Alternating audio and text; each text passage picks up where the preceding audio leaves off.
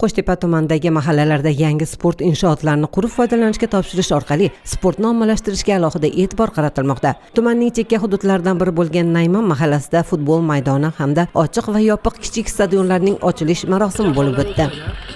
2021-yildan beri shu Open byudjetdan 7 marta yutuqqa erishdik. Shu yutuqda biz umumiy miqdori 7 milliard 600 million atrofida yutuq yutib oldik. Bundan 5,5 kilometr asfalt qildik. 8 kilometr elektr energiyani kabel liniya qildik. Keyin 4 ta yangi transformator qo'ydik. 1 kilometr 300 metr gaz tarmog'i tortdik. 1 milliard 200 millionga 2 ta mini stadion bo'ldi. Keyin 1 milliard 370 millionga katta stadionni tomosha qiladigan minbarlari bilan qurdirdik.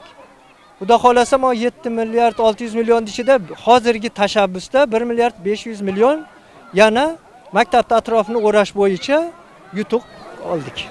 Tadbirda so'z olganlar ta'kidlaganlaridek, uzoq yillardan buyon qishloq aholisi ichimlik suvini olis masofadan tashib ichardi. Yog'ingarchilik tufayli ko'chalarda hosil bo'lgan loy, ko'lmak suvlardan yurish juda qiyin bo'lardi. Bugun esa barchasi ortda qoldi. Bir paytlar tashlandiq holga kelib qolgan bu yerlar aholi uchun sevimli maskanga aylandi.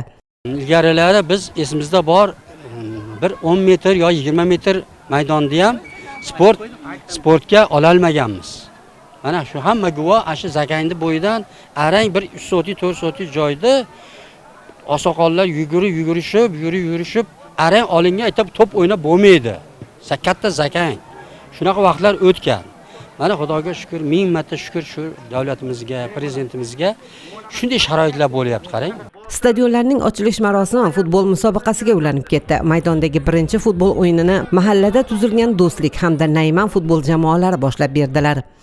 Qishlog'imizda bugun juda katta shodiyona bayram. Qishlog'imiz ahli, yoshlardan tortib yosh kattalarimizcha bugun juda yuqori kayfiyatda. Chekka qishloqda bo'lsa ham qishlog'imiz, lekin hozir chetdan kelgan odamlar bu zamonaviy bir markazga o'xshab qoldi. Atrofdagi barcha yondosh hududlardagilar ham shu yerda kelib futbol o'yinlarini tashkillashtiryapti.